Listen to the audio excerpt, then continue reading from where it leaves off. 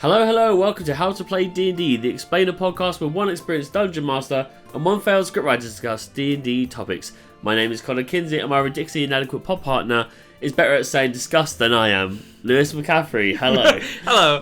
I don't know if you I just could feel your eyes looking every now and then. I tried to just deactivate a sleeping warforged. Like a bird or a government drone, as you would say. I mean, the kids are saying these days. What do you mean the kids? They are government drones. Yeah. I implore you to provide me with any evidence otherwise.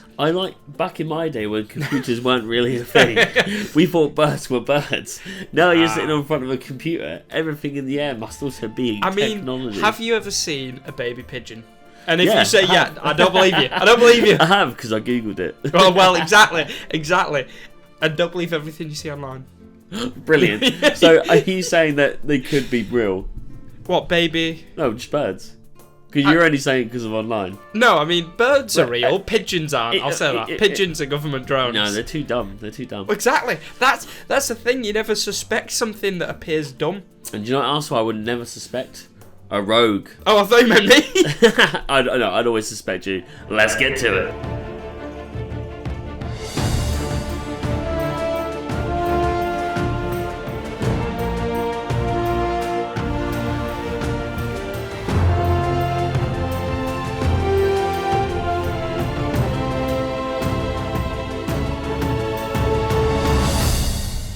Okay, so today's episode is on rogues. The only option when you're the type of player whose quiet persona is drowned out by the sound of your own voice as you repeatedly request advantage on every long-distance attempt to hit from cover. Yes, you. Yes. And you. And you. I mean, am I wrong? You are. I've never known a player to pick rogue unless they're scared of dying. Yeah.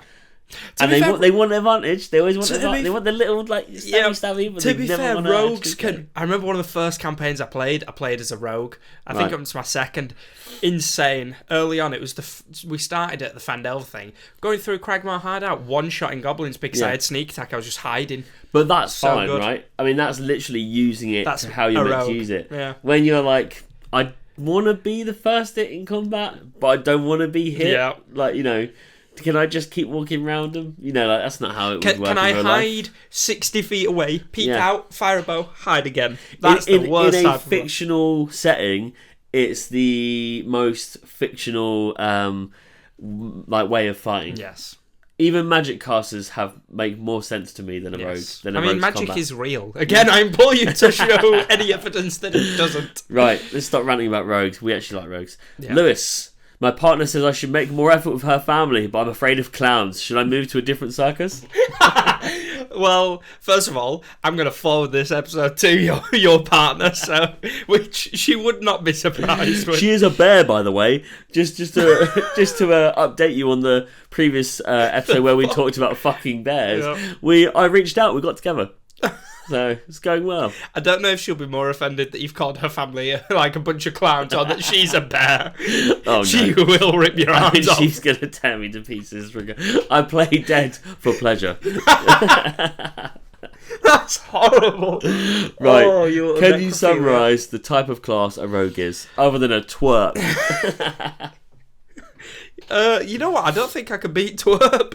Twerp is the Twerple class. The Twerple class. No, they're obviously martial classes, but rather than going in with a sword, greatsword, that kind of thing, you can do if you gain that proficiency. They're more what you'd expect. They're the sneaky martial, so they can be long range, things like that. Mm-hmm. But they're the type. It's your classic thief in any kind of game genre. Which it originally was in 2E, I believe. Exactly. Yeah. It's like thief, assassin. Probably 3 as well. Yeah. I'm not sure about that. No, I'm not sure. I know 2E it was. Yeah. But any sneaky kind of character that you can think of, it's probably a rogue or would be a rogue. To me, how I've seen people play the rogues, I will stop ranting about them. It's when there's a fight at school and there's a kid at the back going, "Hit him!" Yeah, the one that goes, "Fight!" But then if that crowd disperse, they're like the first to get the fuck out of there. Yeah, that's what their class is. 100%. Yeah, I agree with that. 100%. Okay, what die does a player roll when leveling their rogue? What do you think? This will be 4 in a row. This will be 4 in a row if you get it. I don't think I'm going to get it. Do you know what? Because I dislike him, I want to say 6. But I reckon it's an 8. You think it's an I'm 8? gonna go 8. And if it's a 10, that's because they pitied them. So, wait, 8. I'm going 8. You're going I'm 8? gonna regret it. I know it's gonna be 6. You were on such a good streak. Fuck you, it's an 8. Yeah! Oh my god. It is a D8. Oh my god. How many is that? 4 or 5 in a row? 4 in a row. 4 in a row. I'll take it. I'll take that.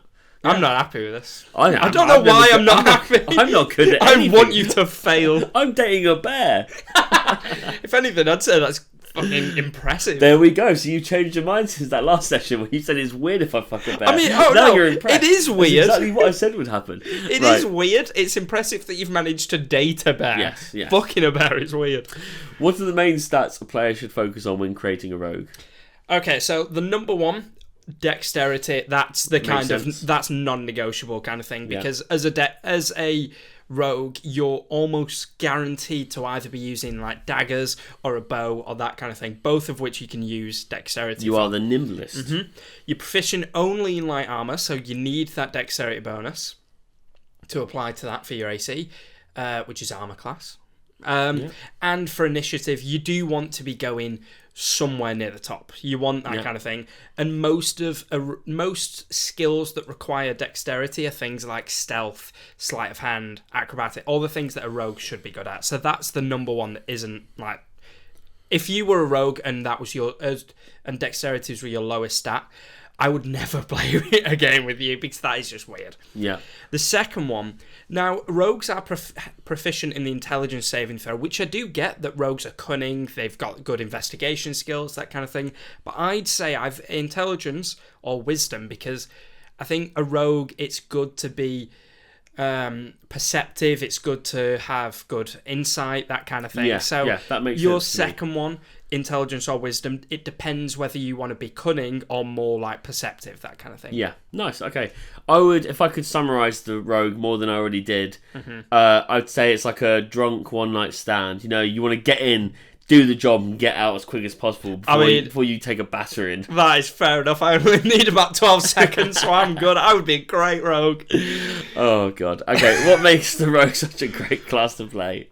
I think rogues are good because they are really the only class that excels at this kind of stuff. Like, it's a wide range of things, because you'll always have the option to be stealthy. You'll always have lockpicks, or locks that need to be picked. You'll always have people you can steal from, pickpocket. Those kind of things will be in almost every game, and rogues are insanely good at it. Not just they're proficient, but for new players, when you gain expertise in something, you basically... Normal people here, proficiency, expertise. That's the best way I can describe it without going into the rules. Do they get more proficiencies than others? They get 4 and most to start people get with, 2. I believe. Most get 2, or 2 of them have like 3 to pick from, A mad amount of things to be good at. They also eventually do get, like I said, some expertise as well, I believe. So they're not the best in terms of combat unless you get late level, and depending on your subclass.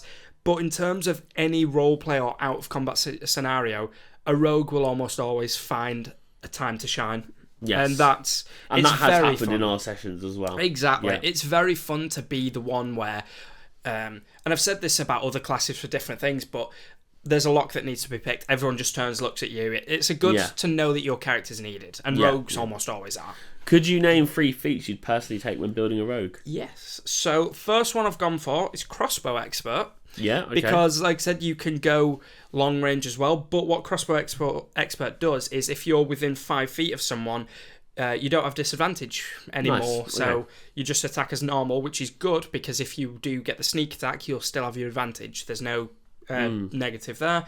You ignore the loading feature, which is if you fire a crossbow, usually you have to do a bonus action or something like that to load it again. Yeah. You don't need to do that anymore. And if you attack as your action, you can attack again as a bonus action with a hand crossbow, which is great, because if you're close by stabbing someone with a dagger, pull out your hand crossbow, fire it at someone else. Yeah. There's no reason why you can't do that. That's cool as well. It's just very cool, isn't it? Very cinematic. They are very cool. Cinematic ones, right? They are. They're very cool. Yeah.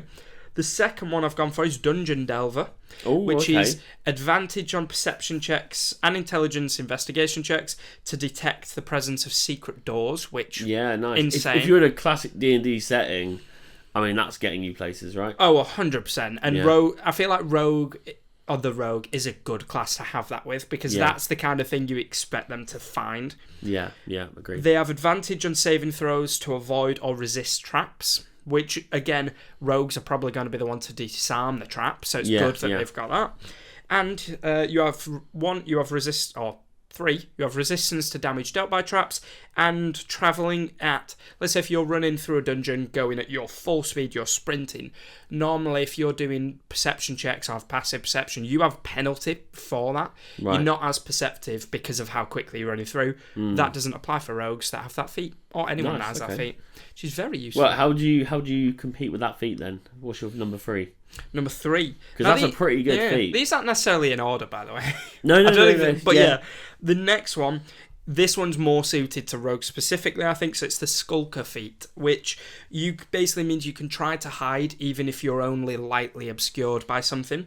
Right. So if you're... Does that include dim light? Exactly. So if you're in the shadows, you can attempt to hide. Yeah, very good. When you're hiding from a creature and miss it with a ranged attack, and I probably shouldn't say this because we know a lot of scumbags are going to try get this feat now, but if you're hiding in combat, or if you're hidden and you fire a ranged attack, usually it makes sense that they'd see you. They don't with this. There's no reason for them to see you because you're still hidden. And the final one is dim light doesn't impose disadvantage on perception checks relying on sight. Nice. I mean, that sounds like a great set of feats for a class that can be really good in every situation, really. Exactly. I think they're just it's very tailored to the general essence of what a rogue is. Yeah. Obviously, there are other ones that might suit it better, depending on subclass, things like that. Yeah, like what the environment you're doing. Exactly. Yeah. But, I mean, rogues are just good. I enjoy rogues. They're very fun. They're fun. I've not played with one that's good. But I know they can be. Exactly. Yeah. And speaking of, before you ask me, if you can think of any character from a movie, film, TV show, that kind of thing, pop culture, that would be a rogue, other than Stuart Little, because he would be, I think. That's a rogue answer. Yeah. Spider-Man. Okay. Spidey senses, high perception, crazy dexterous. He is strong, but it's because he's good at everything and he's a bit bullshit. Bullshitty superhero. But... mostly just flinging himself about in the shadows, trying to do things about being caught. Kind of like his bonus action dashes and things like that. Yeah, like I see what I mean? That, yeah. I was going to say Batman actually, but he just kind of like just goes in and just beats the shit out of people. He like sneaks up and goes, "How am I going to beat the shit out of them the most, quickest?" So I thought Spider-Man. I reckon he's a mix of a rogue and a barbarian. Yeah, to be honest. I agree. Yeah. And again, he sometimes screams like, "What is she?" Yeah, that's about it. Or I'm Batman. Yeah, which I will not recreate. Yeah. I'll let you guys imagine that. Yeah, fair enough. What's that? I can't remember what the movie's called. It's not The Lone Ranger or something like that. The one with Johnny Depp? No, not that exactly. Not that one. The one where it's got that guy who's in loads of stuff. He's got a really high-pitched voice and he just keeps going, "Inconceivable," or whatever he says. Princess Diaries? It might be. Yeah. There's a character in that, I can't remember. That I feel inconceivable, like. Not him, but you know when they're climbing up the rope, the guy that's chasing him. Yeah, maybe he could be a rogue. I've just seen clips of it and I assume he would be a rogue type. Brilliant. It's good that you've referenced things you've not seen. Yeah. Perfect. I mean, To be fair, I've never seen Spider-Man in real life. There you go. There we go. No, exactly. What can you do? You can't say he's not real. You've not seen him in real life. When you're right, you're right. Exactly. Okay, so today's adventure has sadly come to a close. We're back again next week with a topic: how do I stop loving someone who doesn't like me back? And other topics from my sister's diary. And as always, thank you for tuning in. And if you'd like to join in on the D&D action, then please follow us on Instagram and TikTok at How to Play D&D, and check out the link in our bio to join our Discord server. And for the BTS of sessions, bloopers, blogs, early access to episodes, and even live Q&As, check out our Patreon at patreon.com/How to Play D&D. How to Play D&D. I've been Connor Kinsey. Before I say this, I've just realised you've called your partner a bear, her family a clown, and you've exposed one of your sisters. I've been Luke McCaffery. And he's the sister. Good day. Goodbye.